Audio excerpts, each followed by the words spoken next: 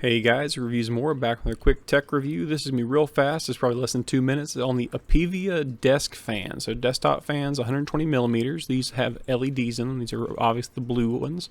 They were under 30 bucks for a pack of 5 on Amazon. They each come with a molex and a 3-pin connector, so you can connect to the power supply or the 3-pin. I did not experiment and disconnect the molex for easier cable management, but I think you probably can cut them as long as you're careful.